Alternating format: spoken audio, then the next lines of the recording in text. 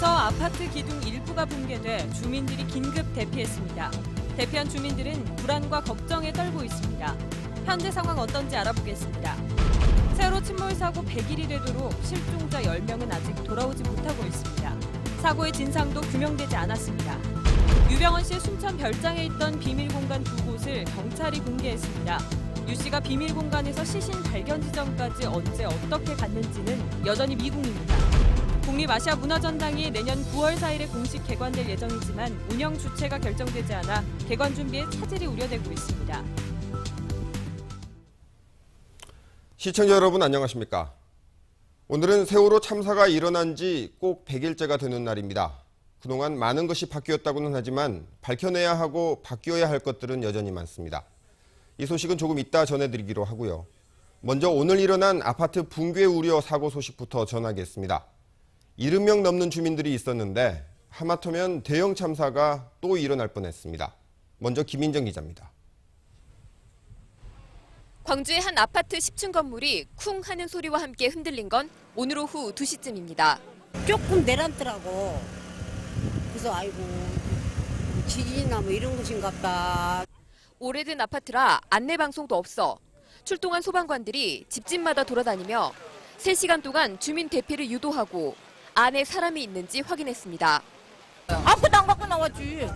뭘 갖고 나와? 갑자기 나오라고 한 게 지하에도 내려앉았다고 나오라고 한 게 그냥 응급실에 나가려고 있다가 들고 돌아지. 붕괴 조짐을 보이고 있는 이 아파트는 현재 출입이 완전히 통제되고 있는데요. 안에 있던 주민 74명도 모두 밖으로 대피했습니다. 원인을 살펴보니 지하 기둥 2개에서 콘크리트가 떨어져 나갔습니다. 지하층에 있는 기둥에 문제가 있기 때문에 그 기둥 보강 작업을 실시를 해서 그러고 나서 안전을 판단해서 필요한 조치를 차후에 지어진 지 33년 된 이 아파트 주민들은 현재 인근 초등학교에 대피해 있는데 안전진단 결과는 한 달 정도 걸릴 것으로 보입니다. MBC 뉴스 김인정입니다. 이번에는 주민들이 대피해 있는 현장으로 가보겠습니다. 아파트에서 5분 거리에 있는 광주 우산초등학교에 임시 대피소가 마련됐습니다. 송정근 기자, 주민들이 많이 놀랐을 텐데 지금은 분위기가 어떻습니까? 네, 임시대피소가 마련된 우산초등학교에는 주민들이 삼삼오오 모여 걱정하는 이야기를 주고받고 있습니다. 낮에 대피 상황만 떠올리면 가슴 떨린다는 주민들이 아직도 많이 있습니다.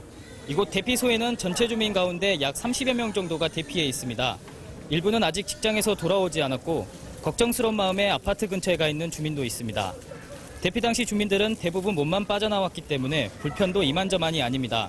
제때 챙겨 먹어야 할 약이 없어서 걱정하는 노인도 있고 수중에 돈 한 푼 없다는 주민도 있습니다. 네, 이제는 불안보다 불편이 더 문제겠군요. 언제쯤이나 주민들이 집에 돌아갈 수 있을 것 같습니까? 네, 마음은 당장 집에 가고 싶겠지만 현재로서는 언제가 될지 불확실한 상태입니다. 그 점을 주민들도 가장 답답해하고 있는데요. 응급 보강 공사를 하더라도 정밀 안전 진단을 하는데 한 달 정도 걸릴 수 있어서 대피 기간이 상당히 길어질 수 있습니다. 이곳 대피소에는 광주 북구청 직원과 적십자사의 자원봉사자들이 나와서 주민들을 지원하고 있습니다. 강당 바닥에 임시로 잠자리를 만들었고 세면도구와 의류 등 간단한 구호 물품도 준비해뒀습니다. 또 사랑의 밥차를 이용해 식사를 제공하고 있고 환자 발생에 대비해 의료반도 꾸렸습니다. 불편이 크겠지만 대피소에서 오늘 하룻밤을 나는 데는 큰 문제가 없을 것으로 보이는데요. 다만 이런 상황이 길어지지 않을까 주민들은 걱정하고 있고 그럴 경우에는 추가 지원도 필요할 것으로 보입니다. 지금까지 대피소가 마련된 우산초등학교에서 MBC 뉴스 송정근입니다.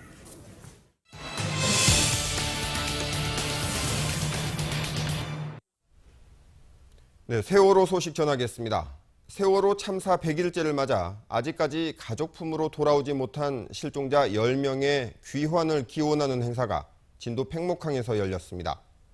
하지만 야속하게도 기상 상황이 나빠지면서 오늘 수색 작업은 또다시 중단됐습니다. 김진선 기자입니다. 바다를 향해 돌아오지 못한 실종자들의 이름을 불러봅니다. 이현이다! 집에 가자! 이현이다! 집에 가자! 하늘로는 100개의 노란 풍선이 날아올랐습니다. 세월호 사고 100일째를 맞아 팽목항을 찾은 학생들과 시민들이 희생자들을 기리며 함께 뛰어보낸 겁니다. 같은 나이, 꿈 많은 학교 생활을 누렸을 친구들이 여전히 바닷속에 있다는 사실은 학생들에게 감당하기 힘든 슬픔. 항상 저희랑 같은 일상을 살았을 텐데 그걸 못 사는 애들이 너무 불쌍하고. 남은 실종자는 아직도 10명. 시간이 흘러도 눈물은 마르지 않았습니다. 하루빨리 가족을 찾고 싶은 마음은 같지만 점점 한산해지는 이곳에 혼자 남게 될까 두려운 실종자 가족들. 100일을 동고동락하며 아픔을 공유해온 이들은 이제 누구보다 서로를 의지하게 됐습니다. 얼른 그냥 찾아서 갔으면 하는 바람이고, 또 여기 앞전에도 이 얘기를 했었어요. 찾아도 가지 말자, 보관해놓자. 이제 여기서 더 빠지면은 그 얘기도 했었어요. 그 내가 제일 먼저 1번 타자로 해서 내가 안 간다고 먼저 찾지도. 세월호 사고 100일째. 팽목항을 찾은 시민들은 희생자들을 기리고 남은 실종자 10명의 귀환을 애타게 기원했습니다. MBC 뉴스 김진선입니다. 세월호 참사 100일, 경찰과 검찰, 감사원과 국회가 이 사건의 진상을 밝히겠다고 나섰지만 진실은 여전히 수면 아래에 가라앉아 있습니다. 그동안 제기됐던 의혹들을 양현승 기자가 정리하겠습니다. 세월호 탑승객은 사고 직후부터 오락가락했습니다. 477명에서 462명, 다시 475명, 그리고 476명. 세월호 사고 당일 탑승객 숫자는 7차례 수정된 끝에 476명이지만 이마저도 추정치가 굳어진 겁니다. 현재로선 4월 16일 오전 8시 48분 사고가 시작된 것으로 알려져 있습니다. 하지만 이미 전날 밤부터 배가 기울었다는 증언이 있고 오전 7시 중반대에 멈춰있던 세월호를 봤다는 어민의 증언도 있습니다. 이렇게 기우는 게 있었어요, 원래. 한두 시간 전부터 계속 기울었어요, 조금씩. 6,800톤이 넘는 세월호는 어떻게 순식간에 넘어졌을까? 세월호 조타수는 조타기가 평소와 달랐다고 진술했습니다. 작았었던 부분도 있지만 타가 유난히 많이 빨리 들었습니다. 8시 48분 급변침 시점을 기준으로 불과 4분 뒤인 8시 52분 침몰 신고 접수, 7분 뒤 배가 넘어간다는 선원의 조난 신고가 이루어졌다고 알려져 있는데 짧은 시간 선원들은 참 많은 일을 했습니다. 선원의 진술도 일부 엇갈리는 상태에서 항적 기록은 30초 이상 누락된 곳이 43곳에 이르고 있습니다. 이준석 선장은 사고 이튿날 해양경찰관의 집에서 잠을 잤습니다. 모텔에서 재운 선원들까지 구속 전 누구와 접촉을 했는지 드러나지 않았습니다. CCTV 영상은 2시간이 지워졌습니다. 또 최초 출동한 123정은 왜 선원들 먼저 구조를 했는지, 퇴선 명령은 있었는지도 규명이 미흡합니다. 최근 민변 세월호 참사 진상규명 특별위원회가 내놓은 국정조사 기관보고에 대한 보고서입니다. 130쪽이 넘는 이 보고서에서 제기한 의혹만 무려 89개에 이릅니다. MBC 뉴스 양현승입니다. 유병언 회장이 은신했던 순천 별장에서는 유 씨가 숨어 있었던 비밀 공간과 비자금이 새로 발견됐습니다. 2달 전에 이미 압수수색을 했다는데 그때는 발견 못했던 걸 이제서야 찾았다는 겁니다. 나현우 기자입니다. 별장 숲속의 추억, 2층 계단 맞은편에 있는 통나무 벽을 뜯어내자 비밀 공간이 드러납니다. 10제곱미터 크기의 밀실로 내부는 비어있는 상태입니다. 벽면이 비슷한 모양의 통나무 수십 개로 위장돼 있어 출입문을 찾아내기가 쉽지 않습니다. 지난 5월 검찰이 별장을 덮쳤을 당시 유 회장은 이 공간에 숨어 있었을 것으로 추정됩니다. 유병언이 아래층에 있다가 자기를 붙잡으러 오는 인기척을 느끼고 2층으로 긴급 피신하여 숨어 있던 장소입니다. 맞은편 벽면 내부에도 비밀 공간이 있는데 검찰은 이곳에서 현금 8억 3천만 원과 미화 16만 달러가 담긴 가방을 발견했습니다. 2달 만에 다시 압수수색에 나선 경찰은 별장 1층에서 유 회장 시신 주변에 있던 것과 같은 스쿠알렌 상자와 육포 등을 찾아냈습니다. 또 시신 발견 지점과 1.2km 떨어진 야산에서 검은색 뿔테 안경도 발견됐습니다. 국내 중소기업 제품으로 돋보기가 아닌 근시용 안경이어서 경찰은 일단 유 회장의 안경이 아닐 가능성이 높다고 보고 있습니다. 경찰은 유 회장의 이동 경로 등을 파악하기 위해 별장에 있던 신모 씨와 송치제 휴게소 관리인 부부 등 주변 인물들을 재조사할 방침입니다. MBC 뉴스 나윤호입니다. 이제 공사를 거의 끝낸 국립아시아문화전당의 고민 하나가 여전히 풀리지 않고 있습니다. 전당을 운영할 책임 조직 구성이 아직도 안 됐는데 이러다가는 내년 개관이 또 어려워질 수도 있습니다. 박수인 기자입니다. 국립아시아문화전당이 하루가 다르게 어엿한 모습을 갖춰가고 있습니다. 현재 공정률은 97%. 이달 말이면 시설 공사가 마무리되고 오는 10월 말 준공될 예정입니다. 다음 달 29일엔 전당 야외 공간에서 월드뮤직 페스티벌이 열리고 10월엔 정부가 주관하는 문화의 달 행사가 전당 중앙광장에서 열립니다.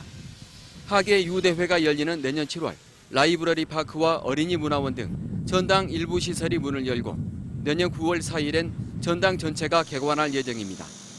그런데 전당을 누가 어떤 방식으로 운영하게 될지 책임 주체가 아직도 결정되지 않았습니다. 전당 운영을 법인에 맡기는 정부 법안과 국가가 직접 운영하게 하는 대체 법안이 국회 상임위에서 반년 넘게 낮잠을 자고 있기 때문입니다. 운영의 전문성과 재정적 안정성 가운데 무엇이 우선돼야 할지를 놓고 정부와 지역 문화계의 의견이 여전히 평행선을 달리고 있습니다. 올가을 정기국회에서도 운영 주체가 결정되지 못하면 내년 개관이 불가능해질 수도 있습니다.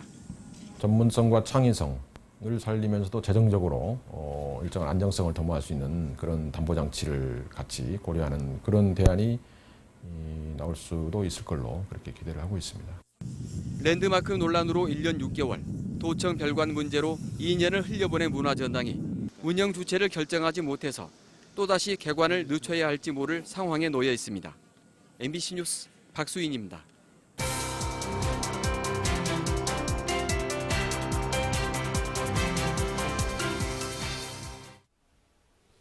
(730) 재보궐선거에 나선 국회의원 후보들을 소개하는 시간.